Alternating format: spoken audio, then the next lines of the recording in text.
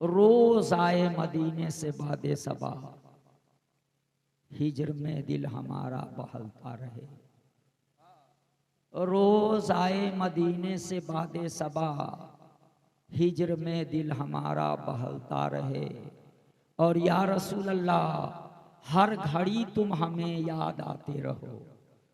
ये याद आना आसान काम नहीं है। जब तक आका ना चाहे कोई आका को याद ही नहीं कर सकता। अल्लामा अरशद अलैहि रहमा फरमाते हैं, या रसूल अल्लाह रोज आए मदीने से बादे सबा, हिजर में दिल हमारा बहलता रहे। और या रसूल अल्लाह हर घड़ी तुम हमें याद आते रहो, हर घड़ी तुम हमें याद आते रहो। आलमे हिजर में दिल मचलता रहे। और जबकि आ जाए अरशद का वक्त आखिरी, जबकि आ जाए अरशद का वक्त आखिरी, तो रंग लाए मेरी निस्बते कादरी। जबकि आ जाए अरशद का वक्त आखिरी, तो रंग लाए मेरी निस्बते कादरी। गोशे दामने पाक हो हाथ में, गोशे दामने पाक हो हाथ में, सामने तुम रहो दम निकलता रहे, सामने तुम रहो दम निकलता रहे। एक मर्तबा झूम कर बुलंद आवाज से आप लोग दुरूद शरीफ पढ़ें। अल्लाह रब्बु मुहम्मदिन सल्लल्लाहु अलैहि वसल्लम, नहनु इबादु मुहम्मदिन सल्लल्लाहु अलैहि वसल्लम।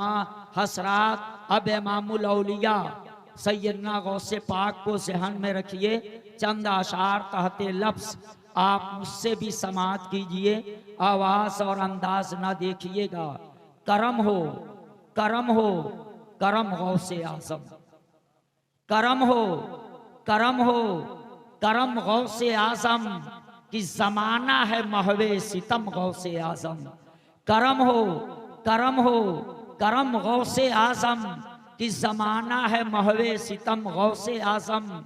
अगर आपका हो करम गौसे आज़म, अगर आपका हो करम गौसे आज़म, तो जर्रा भी हो मोहतरम गौसे आज़म, तो जर्रा भी हो मोहतरम गौसे आज़म। सलामत रहे आपका आस्ताना, सलामत रहे आपका आस्ताना। नहीं चाहिए जामे जम गौसे आज़म, नहीं चाहिए जामे जम गौसे आज़म। अब पिला दीजिए अब शराबे मोहब्बत, पिला दीजिए अब शराबे मोहब्बत, मिटा दीजिए सारे गम गौसे आज़म। पिला दीजिए अब शराबे मोहब्बत, मिटा दीजिए सारे गम गौसे आज़म। और नसर आपके आस्ता पे जमी है, नजर आपके आस्ता पे जमी है। मेरी समत भी दो कदम गौसे आज़म, मेरी समत भी दो कदम गौसे आज़म। और गमों ने मुझे घेर रखा है कब, गमों ने मुझे घेर रखा है कब से। बचा लीजिए अब भरम गौसे आज़म, बचा लीजिए अब भरम गौसे आज़म। जमाले रुखे वद्दुहा सामने हो, जमाले रुखे वद्दुहा सामने हो। लबों पे जब आ जाए दम गौसे आज़म, लबों पे जब आ जाए दम गौसे आज़म। सदाए दिले खादिमे खस्ता जहाँ है, सदाए दिले खादिमे खस्ता जहाँ है। लबों पे रहे दम बदम गौसे आज़म, लबों पे रहे दम बदम गौसे आज़म। एक बार और बुलंद आवाज से आप लोग दुरूद शरीफ पढ़ें। अल्लाह रब्बु मुहम्मदिन सल्लल्लाहु अलैहि वसल्लम, नहनु इबादु मुहम्मदिन सल्लल्लाहु अलैहि वसल्लम। हसरात आज की नशिस्त के लिए मैंने अपना सरनामे बयान जो करार दिया वो क्या है, मैं क्या बयान करूंगा, आप क्या सुनेंगे, वो आने वाला वक्त बताएगा।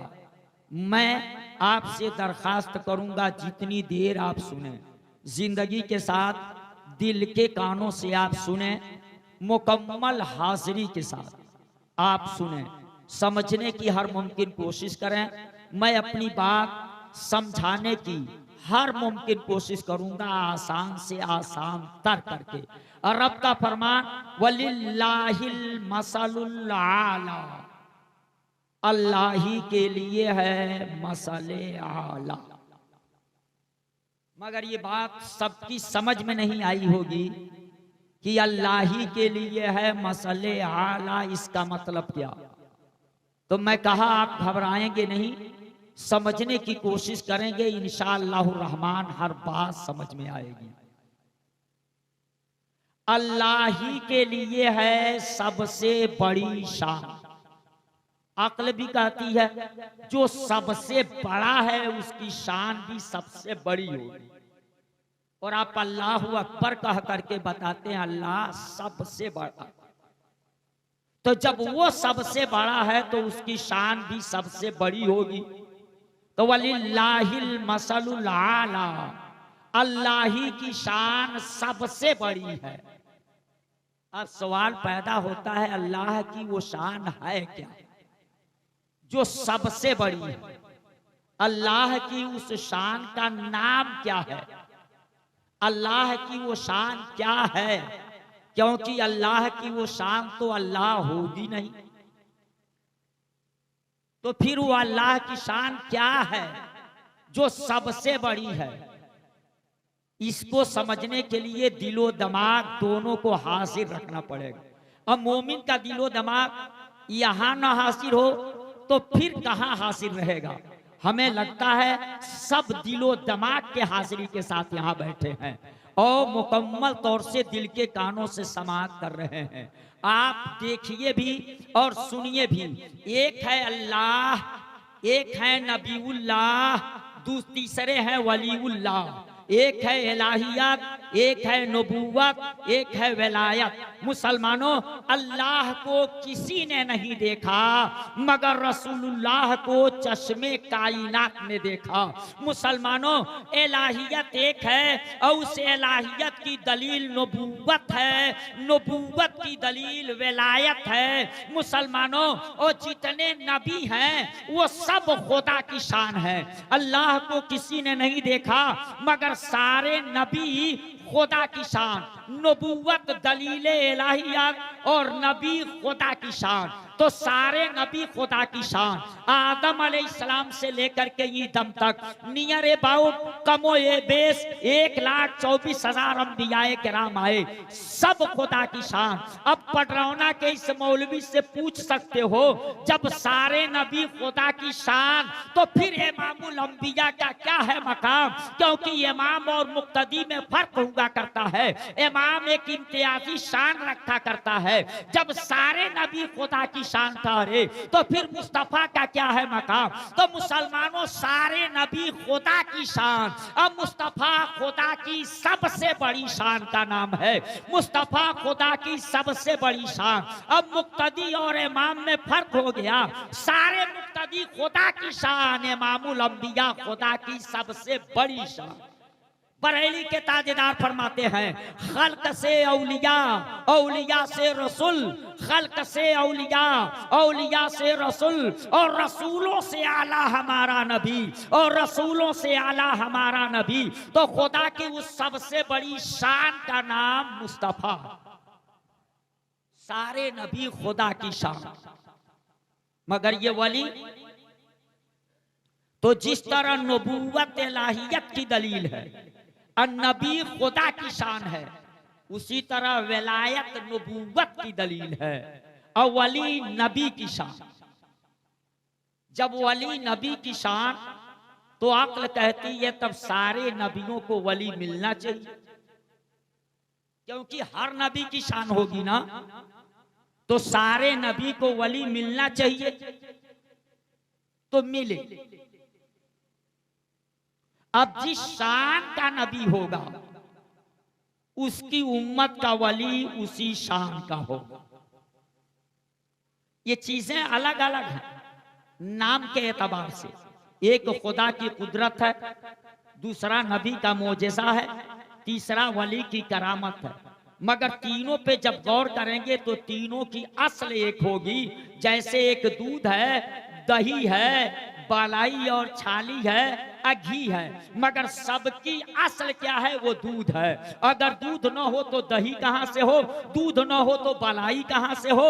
और बालाई और न हो, छाली न हो तो फिर ये घी कहां से हो? सबकी असल एक है, तो सबकी असल खुदा की कुदरत है। मुसलमानों, वही नबी का मोजेसा भी है, वही वली की करामत भी है। अब ये बात आपके जहन के अंदर आ गई होगी, सारे नबी खुदा की शान, सारे वली नबी की शान। नबूवत की दलील वलायत है और वली नबी की शान। तो जिस नबी की उम्मत का वली होगा वह उस नबी की शान। अब नबी जैसा होगा उसी शान का मालिक उसकी उम्मत का वली होगा। अक्ल कहती है हर नबी को वली मिलना चाहिए, हर नबी को वली मिले भी, और ऐसे ऐसे वली मिले मुसलमानों, ऐसे ऐसे वली मिले कि आप सुन करके हैरत में पड़ जाएंगे। आओ एक नबी का नाम याद करो और उनकी उम्मत के एक वली का वाकया दुनिया के किसी और किताब में नहीं बल्कि कुरान मुकद्दस खोल करके जा करके कल देख लो, आपको पता चलेगा। एक नबी हजरत सुलेमान अलैहिस्सलाम हुए हैं, बड़ी शान के नबी गुजरे हैं मुसलमानों, बड़ी शान के नबी गुजरे हैं हजरत सुलेमान अलैहिस्सलाम। वो हजरत सुलेमान अलैहिस्सलाम फिलिस्तीन की धरती है, अब फिलिस्तीन की धरती पर अपना दरबार लगाए बैठे हैं। जैसे यहाँ गौसे पाक के दीवाने मुसलमानों गौसे पाक की महफिल में बैठे हैं, वैसे ही फिलिस्तीन की धरती पर खुदा के नबी हजरत सुलेमान अलैहिस्सलाम अपना दरबार लगाए हैं, फिलिस्तीन में लगाए हैं मुसलमानों। और दरबारी उनके दरबार में बैठे हुए हैं, उसमें इंसान भी बैठे हैं, जिन्नात भी बैठे हैं, ये सब के सब उस दरबार के अंदर हैं। ये अचानक देखा हजरत सुलेमान अलैहिस्सलाम ने कि उनकी दरबार से एक परिंदा जिसे हुदहुद कहते हैं वो परिंदा गायब है। आपने कहा परिंदा कहाँ गया? इतने में वो परिंदा हासिल हुआ और उस परिंदे ने हासिल होकर के कहा कि मेरी गुस्ताखी माफ हो, मैं बताऊं मैं ऐसे मुल्क में गया था जिस मुल्क में एक मलिका रहती है जो तख्त पे बैठा करती है, जिसका तख्त बड़ा लंबा चौड़ा है, बड़ा कीमती है, और उसके तख्त के ऊपर सोने चांदी की कुर्सियां रखी गई है जिसपे उसके वज़रा बैठा करते हैं, जिसपे उसके मंत्री संतरी बैठा करते हैं। वो मलिका वहां हुकूमत करती है, मगर वो सूरज की परस्तिश करती है, वो सूरज की शुआओं को पूजती है, वो दरिया की बेकरार लहरों को पूजती है। और आप खुदा के पैगंबर हैं, आप नबी हैं, इसलिए आप उसे दीन की दावत दीजिए, उसे दावत दीजिए। हजरत सुलेमान अलैहिस्सलाम ने उसे दावत दिया, उसके नाम एक खत लिखा और खत लिख करके भेजा, क्योंकि वो इंटरनेट का जमाना नहीं था, वो मोबाइल का जमाना नहीं था, वो कंप्यूटर का जमाना नहीं था, वो फैक्स करने वाला जमाना नहीं था। खुदा के पैगंबर हैं, खत लिखा और उस मलिका के नाम लिख करके मलिका के पास भेज दिया, दावत दी दीन की। एक खुदा की तरफ उसको बुलाया। जो मलिका सूरज को पूजा करती थी वो मलिका एक खुदा को मानने वाली नहीं थी। उसके पास जब हजरत सुलेमान अलैहिस्सलाम का खत पहुंचा, पढ़ा, उस मलिका ने तुरंत काबीना की बैठक बुला ली। खत को पढ़ करके सारे वजीरों को बुलाया, सारे मंत्रियों को बुलाया। अब बुला करके उसके बाद मशवरा लिया, अब तुम लोग क्या राय दे रहे हो, हमको क्या करना चाहिए? इस तरह का खत आया है, हमें क्या कदम उठाना चाहिए? उसके मंत्री सोचे, उसके संतरी सोचे, उसके वज़रा सोचे, फौज के कमांडर सोचे, और सबने सोच करके कहा डरने की कोई जरूरत नहीं, डरने की कोई जरूरत नहीं, हम लोग मुकाबला करेंगे। मगर औरत थी बड़ी होशियार, उसने कहा मुकाबला तो करोगे, मगर वाकई ये दावत देने वाला अगर नबी है, अगर नबी है, तब तो कोई ताकत उससे पेश नहीं पाएगी, कोई ताकत मोजिज़ा का जवाब नहीं बन सकती। और नबी से टकरा करके दुनिया की कोई ताकत कभी कारगर हो नहीं सकती। तुम कह रहे हो हम मुकाबला करेंगे, अगर वाकई वो नबी है तब तो आप लड़ोगे, मुकाबला करोगे, मगर कितने बच्चे यतीम होंगे, कितनी औरतें बेवा होंगी, कितना खून बहेगा, और लास्ट में जाकर के वही होगा कि उसकी बात माननी पड़ेगी, सलेंडर बोलना पड़ेगा, हार माननी पड़ेगी। क्योंकि अगर नबी होगा तो दुनिया की कोई ताकत उसके ऊपर गालिब नहीं आ सकती है, और कोई कामयाब नहीं हो सकता। तो क्या फायदा बच्चों को यतीम करा करके और औरतों को बेवा करा के वही बात मानी जाए, इसमें क्या फायदा? क्यों न कटाने से पहले, बच्चों को यतीम करने से पहले, औरतों को बेवा करने से पहले ही उसकी बात मान ली जाए। इसलिए लड़ने की अभी जरूरत नहीं। मैं उसे जांचूंगी, मैं उसे परखूंगी, कुछ बातें उससे पूछूंगी, ये जांचने के लिए कि वाकई ये नबी है कि नहीं है। अगर नबी है तब जंग नहीं लड़ी जाएगी, तब उसकी बात मान ली जाएगी।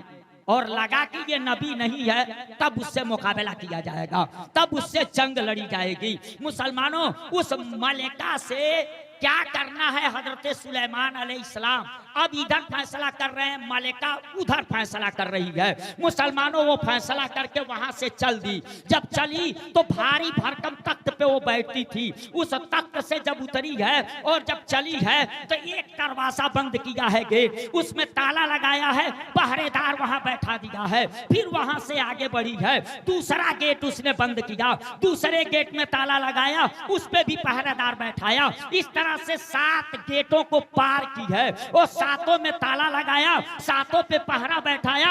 अब 7 गेट के अंदर उसका तख्त है मुसलमानों, और हर पे पहरा लगा हुआ है, सब पे पहरा लगा हुआ है। और उसके बाद वहां से वो मलिका चल दी है इस इरादे से कि मैं चल रही हूं, उनसे सवाल करूंगी, कुछ बातें पूछूंगी और उससे अंदाजा लगाऊंगी कि नबी है कि नहीं। अगर नबी वो साबित हो गए, मान गई, अक्ल ने कबूल कर लिया कि ये नबी है, तो ऐसी सूरत में बगैर लड़े मैं उनकी बात मान लूंगी, उनकी दावत को कबूल करूंगी, और नहीं तो जंग लड़ा जाएगा। ये सोच करके यहां से चल दी। इधर से ये चली है, कहां रहती थी वो मलिका? वो मलिका रहती थी मुल्के यमन।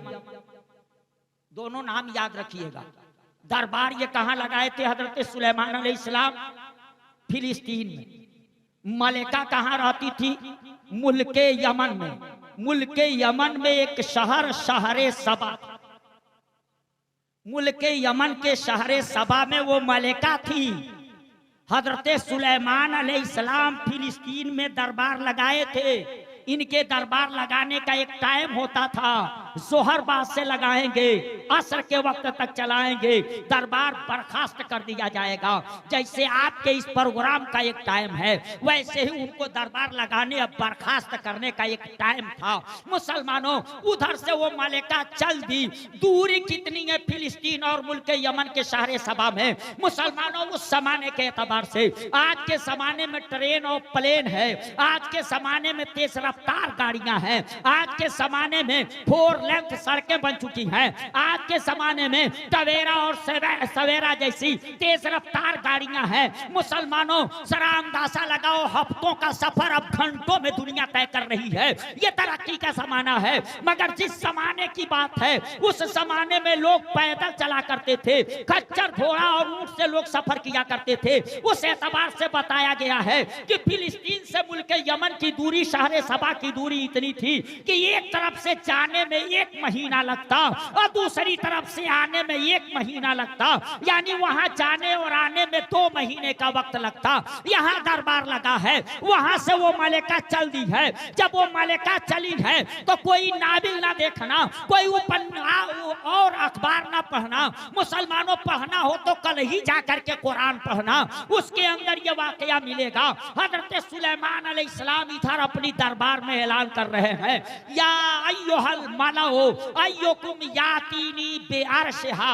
उसके तख्त को कुरान के अंदर अर्श कहा गया है, उसका अर्श कहा गया, उसके तख्त के लिए अर्श का लफ्ज इस्तेमाल किया गया है।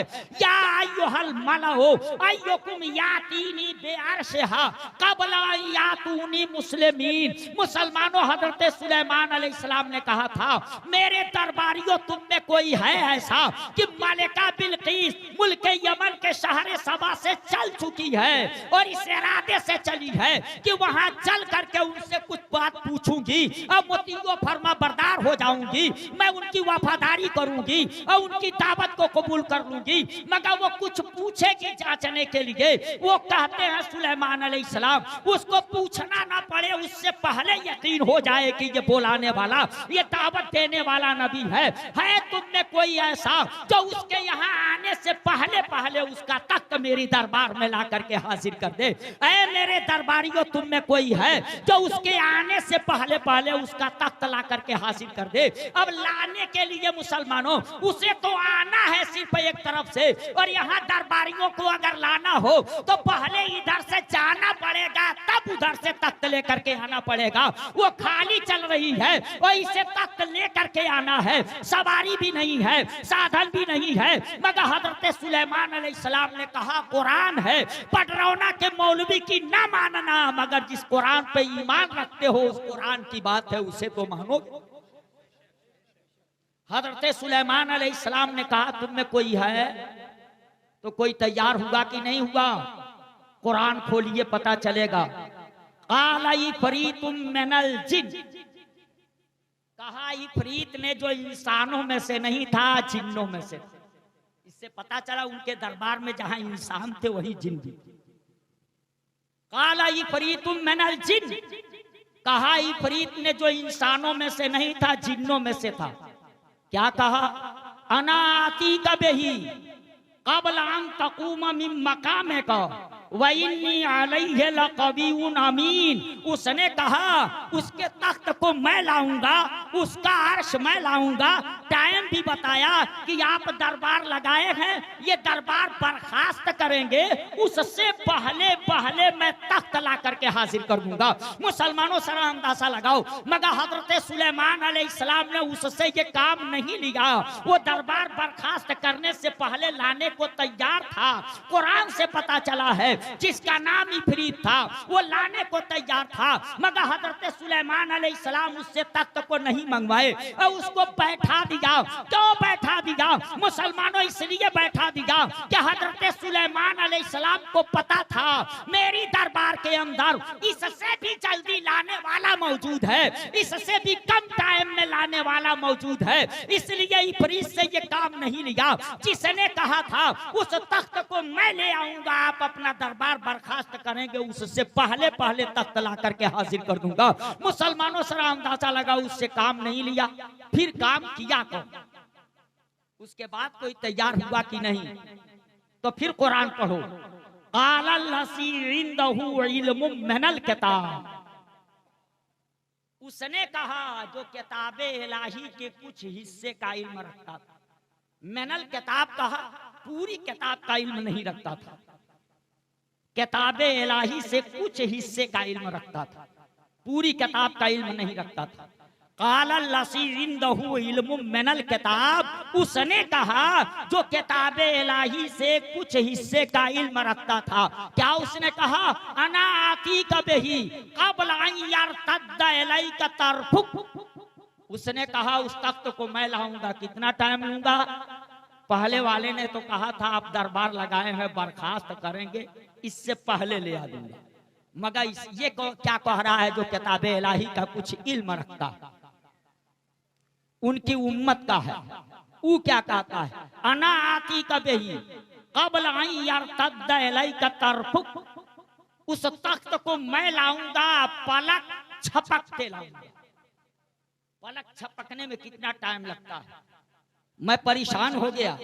पहले उससे ये पूछना चाहिए कि मुझको दुनिया का नक्शा दिखलाया जाए। मैं फिलिस्तीन में हूं, मुल्के यमन जाना है, साहब जा रहे हैं, उनको पता लगाना पड़ रहा है किधर किधर से हम जाएं।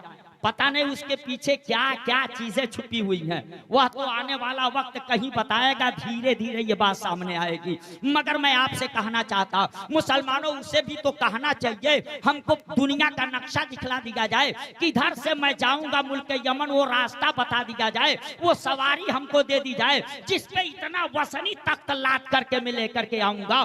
जाने में वक्त लगेगा, आने में वक्त लगेगा, मगर क्या कहा है? पलक झपकते मैं ले आऊंगा। इतना सिर्फ कहा नहीं था मुसलमानों, मुफस्सरीन से पूछेंगे इधर जुमला अदा हुआ, पलक झपकते ले आऊंगा और तख्त दरबार में हाजिर हो गया। न उसको जाते किसी ने देखा, न आते किसी ने देखा, न जाते देखा किसी ने, न आते देखा किसी ने, जबकि लाने के लिए अक्ल कहती है जाना पड़ेगा और लाना पड़ेगा। उसने कहा पलक झपकते मैं लाऊंगा। इतना जुमला इस्तेमाल किया, सबने सर की आंखों से देखा कि वो यहां से गायब भी नहीं हुआ है, तख्त भी हाजिर। न उसको जाते किसी ने देखा, न किसी ने आते देखा। ये किसने काम किया? सुलेमान अलैहिस्सलाम की उम्मत का वली।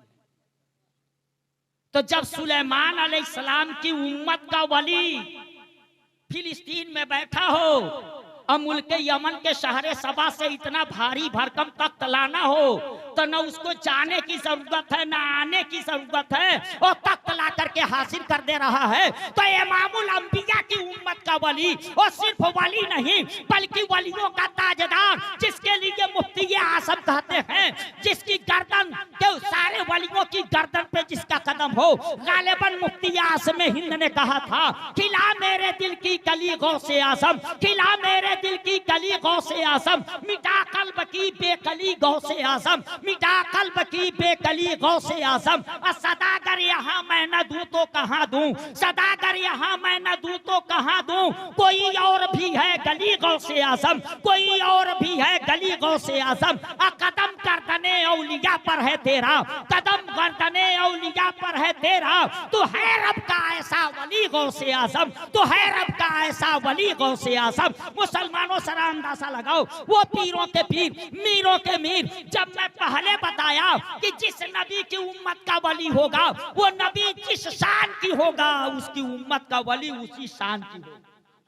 तो इमामुल अंबिया का जवाब नबियों की जमात में नहीं, तो इमामुल अंबिया की उम्मत के वलियों का जवाब दूसरे नबियों की उम्मत के वलियों में नहीं।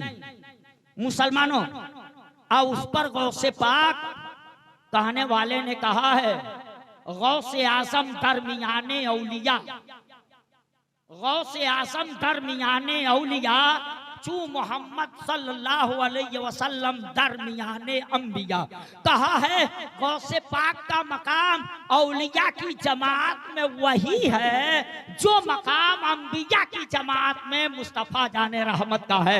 यानी नबियों में अगर मुस्तफ़ा का जवाब नहीं है तो वलियों में गौसे पाक का जवाब नहीं है, वलियों में पीरों के पीर का जवाब नहीं है। मेरे आका इमामुल अंबिया और गौसे पाक इमामुल औलिया, यही वजह है मुसलमानों, सारे नबियों के लिए नबियों को नहीं झुकाया गया, मगर इमामुल अंबिया के लिए सारे नबियों को झुकाया गया। रब्बे कायनात ने आलमे अरवाह में जलसा करके और रूहों को इकट्ठा करके सारे नबियों को इकट्ठा करके कहा, मेरा महबूब तेरे जमाने में जाए तो तुम ईमान लाओगे कि नहीं, मदद करोगे कि नहीं। सारे नबियों ने सरे तस्लीम खम कर दिया। तो जिसके लिए सारे नबियों को झुकाया गया वो इमामुल अंबिया, और जिसके लिए सारे वलियों को झुकाया गया वो इमामुल औलिया, वो इमामुल औलिया, पीरों के पीर, मीरों के मीर, रोशन ज़मीर सैयदना गौसे पाक रज़ियल्लाहु ताला अन्हु खिताब फरमा रहे हैं। और उसी दौरान कहते हैं, कदमी हाज़िही अला रक़बते कुल्ले वलील्लाह, मेरा ये कदम दुनिया के तमाम वलियों की गर्दन पे। मैं सोच में पड़ गया, जब जमाना तरक्की का नहीं था तो गौसे पाक ने एक ही जगह से तो ऐलान किया था, मेरा ये कदम दुनिया के तमाम वलियों की गर्दन पे। मुसलमानों सारी दुनिया के वली सुने कैसे, नंबर कौन सा डायल किया था, बैटरी कौन सी लगाई थी मुसलमानों, कौन सा नंबर डायल किया था। आज तरक्की के जमाने में अगर यहाँ से अल्लामा मौलाना मुदस्सिर रजा साहब कमरुद्दीन का नंबर मिला दे पटरौना के मौलवी का, तो बात कमरुद्दीन से होगी, सलाहुद्दीन से नहीं होगी। कलकत्ता कलकत्ता वाले से नहीं बात होगी, लंदन वाले से नहीं बात होगी, मगर गौसे पाक ने कौन सा नंबर डायल किया था कि एक जगह खड़ा होकर के कहते हैं मेरा ये कदम दुनिया के तमाम वलियों की गर्दन पे। कौन सा नंबर था? मोइनुद्दीन अजमेरी खुरासान में है, वहीं सुन रहे हैं, जंगल के अंदर इबादत और रियाजत में लगे हैं, वहीं से सुन रहे हैं मुसलमानों। जो मशरिक में है वहीं से सुन रहा है, जो मगरिब में है वहीं से सुन रहा है, जो शुमाल में है वहीं से सुन रहा है, जो जुनूब में है वहीं से सुन रहा है। जो अपनी आवाज पूरी दुनिया में पहुंचा सकता है वो पूरी दुनिया की आवाज को सुन सकता है। गौसे पाक ने ऐलान किया मेरा ये कदम दुनिया के तमाम वलियों की गर्दन। इस ऐलान को सबने सुना। मोइनुद्दीन अजमेरी का तो वाकया ये है कि वो खुरासान के जंगलों में थे, मुजाहिदे में लगे हुए थे, और जब ये आवाज उनके कान से टकराई है तो सर झुकाना शुरू किया। झुकाते झुकाते इतना झुकाए कि आपकी पेशानी जमीन से जाकर के लग गई। गालिबन इसी की तर्जमानी करते हुए शेर कहने वाले ने कहा ये दिल ये जिगर है, ये आंखें ये सर है, ये दिल ये जिगर है, ये आंखें ये सर है, जहां चाहो रखो कदम गौसे आजम। आप फरमा रहे हैं मेरा कदम दुनिया के तमाम वलियों की गर्दन पे। गर्दन ही की क्या बात है, आपके लिए तो ये दिल भी बिछा हुआ है, ये जिगर भी बिछा हुआ है, ये आंखें भी फर से राह बनी हुई है, ये सर भी हाजिर है। आपको अख्तियार है, आप जहां चाहे वहां अपना कदम रखें। कदम गर्दने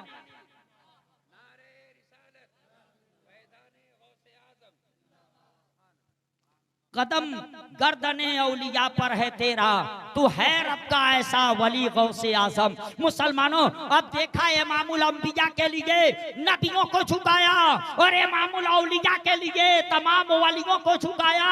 वो नबियों के इमाम और ये तमाम वलियों के इमाम। मुसलमानों इमामुल अंबिया को परवरदिगारे आलम ने कसरते उम्मत अता किया था, तो इमामुल औलिया को रब्बे कायनात ने कसरते मुरीदीन अता किया, कसरत मुरीदीन अता किया। वहां देखो कसरत उम्मत अता किया। और कैसे कसरत उम्मत अता किया? कल कयामत का दिन होगा मुसलमानों, और जितने जन्नती होंगे मुसलमानों शुरू से लेकर के आखिर तक जितने जन्नती होंगे उनकी सफे लगेंगी, सफे लगेगी। कुल कितनी सफे होंगी? 120। देखिए अल्लामा मुदस्सिर रजा ने बताया कुल कितनी सफे होंगी? 120। बस वही जन्नती होंगे, सारे जन्नतियों की सफे लगेगी। कुल कितनी सफे होंगी? 120। और उस 120 में 63 साल वाले की कितनी होगी? 80। अब बचे कितना? 40। आदम अलैहिस्सलाम से लेके हजरत ईसा रूहुल्लाह तक कितने दिनों तक लोगों ने तबलीग की, दावत का काम किया, मेहनत किया, मगर आदम अलैहिस्सलाम से लेकर के ईसा रूहुल्लाह तक सारे नबियों की उम्मतें जो उसमें होंगी जन्नत में जाने वाली, वो सिर्फ 40 सफ। अकेले इमामुल अंबिया की उम्मत कितने में होगी? 80 सफ में। ये इसलिए बताया कि रब्बे कायनात ने इमामुल अंबिया को कसरत उम्मत अता फरमाया। इसलिए मुसलमानों इमामुल औलिया को भी रब्बे कायनात ने कसरत मुरीदीन अता फरमाया। कयामत तक कोई ऐसा पीर नहीं होगा जिस पीर के इतने मुरीद हों जितने मुरीद की गौसे पाक। कयामत तक ऐसा पीर आपको नहीं मिलेगा। ये इमामुल औलिया की शान है, इतने मुरीदीन गौसे पाक के। अब आप कहेंगे कैसे? तो गौसे पाक ने ऐलान किया था हमसे मिले ना मिले, हमारे पास आए या ना आए, हमारे हाथ में हाथ दे या ना दे, अगर अकीदत व मोहब्बत से कहता है कि मैं गौसे पाक का मुरीद हूं, तो गौसे पाक फरमाते हैं वो मेरा ही मुरीद है, वो मेरा ही मुरीद है। जरा आप सोचो, गौर करो, क्या ये निस्बत है? अल्लामा अरशदुल कादरी अलैहिर्रहमान ने वैसे ही नहीं कहा। जबकि आ जाए अरशद का वक्त आखिरी तो रंग लाए मेरी निस्बते कादरी, गोशे दामने पाक हो हाथ में, सामने तुम रहो दम निकलता रहे। मुसलमानों वैसे नहीं कह दिया था उन्होंने। अब आप गौर कीजिए, सोचिए, आपको पता चल जाएगा, आपके ज़हन के अंदर ये बात उतर जाएगी। गौसे पाक ने कहा था, वो मुझे देखे ना देखे, मुझ तक पहुंचा हो ना पहुंचा हो, हाथ मेरे हाथ में दिया हो या ना दिया हो, अगर अकीदत व मोहब्बत से कहता है कि मैं गौसे पाक का मुरीद हूं, तो गौसे पाक अपने कर्म से फरमा रहे हैं वो मेरा ही मुरीद है, वो मेरा ही मुरीद है। अब आप कह सकते हैं क्या हो गया है इनको। हमने देखा है लोग सिलसिले में दाखिल होते हैं तो इनका हाथ इनके मुर्शिद के हाथ में होता, अगर हाथ नहीं होता तो चादर होती है मगर हाथ में, मगर ये तो गए भी नहीं, हाथ में हाथ दिए भी नहीं। गौसे पाक के मुरीद कैसे हो गए और गौसे पाक इनके पीर कैसे हो गए? आपके ज़हन के अंदर ये बात आएगी कैसे? मैं आपको बता दूं मुसलमानों, आप कभी निकाह की महफिल में रहे हैं कि नहीं रहे? नौशा जो होता है दूल्हा, वो मजमे आम में होता है ना, और दुल्हन वो घर में होता है।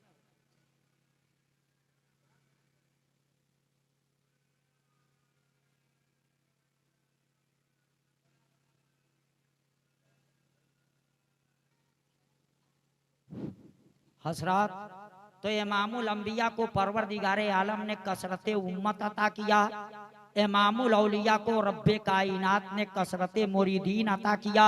यही बयान कर रहा था मुसलमानों। गौसे पाक ने कहा, जो सच्चे दिल से कहे कि मैं गौसे पाक का मुरीद हूं तो वो मेरा ही मुरीद है, मैं उसका पीर हूं। यही बयान कर रहा था। कैसे अक्ल कबूल करेगी?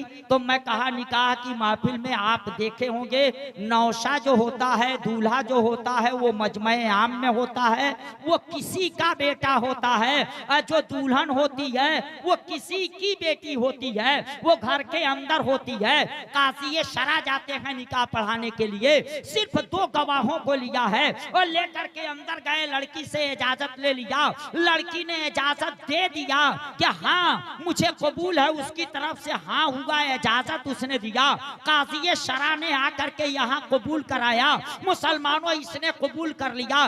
ये सिर्फ कबूल किया है मजमे आम में, और वहां से सिर्फ उसने इजाजत दिया है, मगर किसी का बेटा और किसी की बेटी, इन दोनों का रिश्ता इतना मजबूत हो जाता है कि ये शौहर बन जाता है और वो बीवी बन जाती है। न ये उसका हाथ पकड़ा न वो इसका हाथ पकड़ी, ये शौहर कैसे बन गया, वो बीवी कैसे बन गई? गौसे पाक अपने कर्म से फरमाना चाहते, उसके इजाजत देने का मतलब मैं अपने आप को उसके हवाले कर रही हूँ, और इसके कबूल करने का मतलब कि मैं उसे अख्तियार कर रहा हूँ।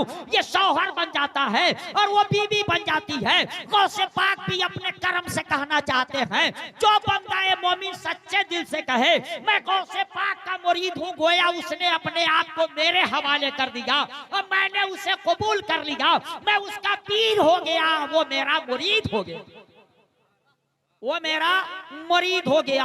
वो इमामुल अंबिया और ये इमामुल औलिया, वहाँ कसरत उम्मत है और यहाँ कसरत मुरीदीन है। वहाँ उम्मत का गम है, यहाँ मुरीदीन का ख्याल है। मेरे आका मांगे सब भर रब्बे हबली की दुआएं मुस्तफा, मांगे सब भर रब्बे हबली की दुआएं मुस्तफा, हम करें आराम तकलीफें उठाए मुस्तफा, रब्बे हबली उम्मती, रब्बे हबली उम्मती। पूरी पूरी रात मेरे आका उम्मत की मग़फ़िरत के लिए दुआ करते रहे, आंसू बहाते रहे। इतना बहाया कि बरेली के ताजदार को कहना पड़ गया, अल्लाह क्या जहन्नम अब भी न सर्द होगा, अल्लाह क्या जहन्नम अब भी न सर्द होगा। रो रो के मुस्तफा ने दरिया बहा दिए हैं, रो रो के मुस्तफा ने दरिया बहा दिए हैं। मुसलमानों, वहाँ उम्मत का ख्याल है, उम्मत की बख्शिश का ख्याल है, यहाँ मुरीदीन का ख्याल है। गौसे पाक फरमाते हैं, परवरदिगारे आलम मेरे मुरीदों की रूहों को और मेरे मुरीदों के मुरीदों की रूहों को उस वक्त तक कब्ज न करना जब तक उनको तौबा की तौफीक न दे देना, ताकि वो तौबा करके आए, जन्नत उसके लिए आसान हो जाए।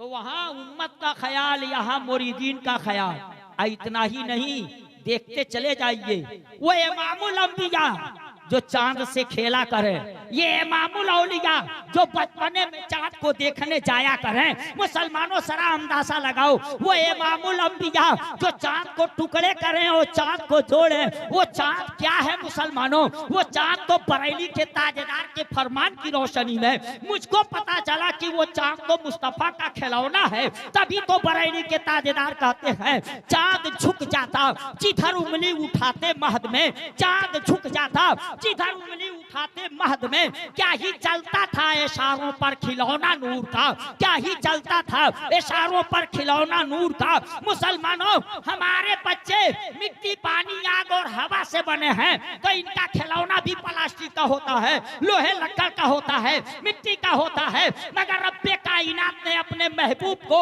अपने नूर से बनाया है, इसलिए खिलौना भी नूर का दिया। तभी बरेली के ताजेदार कहते हैं चांद झुक जाता जिधर उंगली उठाते महद में। क्या ही चलता था इशारों पर खिलौना नूर का। दाई हलीमा के झूले में मेरे आका का बचपना है। अंगुली घुमा रहे हैं, आसमान का चांद घूम रहा है। दाई हलीमा पहुंची, कभी आमिना के लाल को देखती हैं, कभी आसमान के चांद को देखती। एक नजर नीचे डालती हैं, एक नजर ऊपर डालती हैं। फैसला करना मुश्किल है, चांद झूम रहा है कि लाडले की आमीना के लाल की अंगुली घूम रही है। जब इधर देखती हैं तो अंगुली घूम रही है, उधर देखती हैं तो आसमान का चांद झूम रहा है। मुसलमानों सरा अंदाजा लगाओ, ये क्या था? अंगुली यहाँ घूमे, चांद वहां क्यों झूम रहा था, वो क्यों घूम रहा था? तो आप आज के जमाने में पतंग उड़ाने वालों को देखे होंगे, देखे हैं कि नहीं? पतंग उड़ाने वाले, उसकी अंगुली में धागा एक होता है, धागा, और पतंग का रिश्ता उस धागे से होता है। ये धागे को ढीला करते करते बुलंदी पर पहुंचा देता। पतंग बुलंदी पे है, वो अपना रुख बदलता है मगर अपने से नहीं। इसकी अंगुली के इशारे पर, अंगुली के इशारे पर पतंग का रुख बदलता है। मुसलमानों, तो ये पतंग उड़ाने वाले पतंग से खेलते हैं, पतंग से दिल बहलाते हैं, मगर यह है कि बीच में एक धागा होता है, उसके सहारे अंगुली को हरकत देते पतंग अपना रुख बदल देता। मेरे आका भी अपना पतंग उड़ा रहे, मेरे आका भी अपना पतंग उड़ा रहे थे। ये और बात है कि सबका पतंग कागज का होता है, मेरे मुस्तफा का पसंद पतंग तो वो चांद था जो आपकी अंगुली के इशारे पे घूम रहा था। आप कहेंगे मगर बीच में वो धागा नहीं नजर आ रहा। इस पतंग से धागा लगा होता है, मगर उसमें तो बीच में धागा नहीं था। तो तरक्की के जमाने ने समझा दिया, अब धागे की जरूरत नहीं है। टीवी वहां टेबल पर है, रिमोट आपके हाथ में है, बीच में कोई वायर नहीं, बीच में कोई धागा नहीं। बटन यहाँ दबाओ और टीवी वहां खुलती है। अब रिमोट कंट्रोल से ऑपरेशन होते हैं, रिमोट कंट्रोल से टाके लगते हैं, रिमोट कंट्रोल से मरहम पट्टी होती है, रिमोट कंट्रोल से गाड़ियां चलाई जाती हैं, रिमोट कंट्रोल से बम विस्फोट किए जाते हैं, रिमोट कंट्रोल से क्या क्या काम किया जाता, बीच में कोई वायर नहीं होता। मुसलमानों, वहां धागे की जरूरत नहीं थी, वो बीच में नबूवत वाला रिमोट कंट्रोल था। यहाँ अंगुली हरकत करती थी, वहां चांद हरकत करता था। यहाँ अंगुली झूमती थी, वहां चांद झूमा करता था। और इसे ही देख करके बरेली के ताजेदार बरेली की चटाई पे झूम पड़े और उनको कहना पड़ा चांद झुक जाता जिधर उंगली उठाते महद में, चांद झुक जाता जिधर उंगली उठाते महद में। क्या ही चलता था इशारों पर खिलौना नूर का, जो चांद से खेले वो इमामुल अंबिया, और जो नाना का खिलौना देखने बचपने में जाए वो इमामुल औलिया। गौसे पाक का बचपना है, वालिदा के हाथ में है, वालिदा की गोद में है, और एक मर्तबा उछाला है, जागनी रात है, और जैसे ही अपनी हाथ में लेकर के उछाला है, देख क्या रही है, गौसे पाक पलंगियों की तरफ प्रवास कर रहे हैं। अब यहाँ से देख के कह रही है वो गया लाल, वो गया मेरा लाडला। जब तक इनकी आंखें देख सकी देखती रही, अचानक गायब हो गए गौसे पाक। था। कुछ देर के बाद आए, फिर अपनी वालिदा की गोद में मचलने लगे, मगर उस वक्त उनकी वालिदा ने कुछ नहीं कहा था। बाद में जब ये शबाब के आलम में आए तो माँ ने कहा था, बेटा मैं एक बात पूछूं? तो मेरी वालिदा, पूछो, क्या पूछना? तो तेरा बचपना था, ऐसा ऐसा वाकया पेश आया था, कहाँ गए थे? कहा जैसे चांदनी रात थी, जैसे ही तूने उछाला ना तो ख्याल आया कि जरा नाना का खिलौना देखाऊं। ख्याल आया कि नाना का खिलौना देखाऊं, तो मैं नाना का खिलौना देखने चांद पे गया था। माँ ने पूछा, बेटा अब भी जाते हो? कहा वो मेरा बचपना था कि मैं वहां जाता था, ये मेरी जवानी है कि चांद यहाँ आता है, मुझे वहां नहीं जाना। किसी महीने का चांद आसमान पर उस वक्त तक तोलू नहीं होता जब तक कि मेरी बारगाह में हाजिरी न दे ले। पहले मेरी बारगाह में हाजिरी देता है, उसके बाद आसमान पे तोलू होता है। तो वो इमामुल अंबिया जो चांद से खेले, और ये इमामुल औलिया जो अपने नाना का खिलौना देखने के लिए चांद की दुनिया में चले जाए, ये इमामुल औलिया है जिनकी बारगाह में चांद हाजिरी दे। मुसलमानों, वो इमामुल अंबिया हैं जो चांद से खेले। आप देखते चले जाइए, गौर करते चले जाइए, आपको पता चल जाएगा मुसलमानों, वो इमामुल अंबिया, ये इमामुल औलिया। ना उनका जवाब है नबियों की जमात में, न इनका जवाब है वलियों की जमात में। मैं शुरू में कहा था, आप अपनी मुकद्दर पे जितना नाज करो कम है।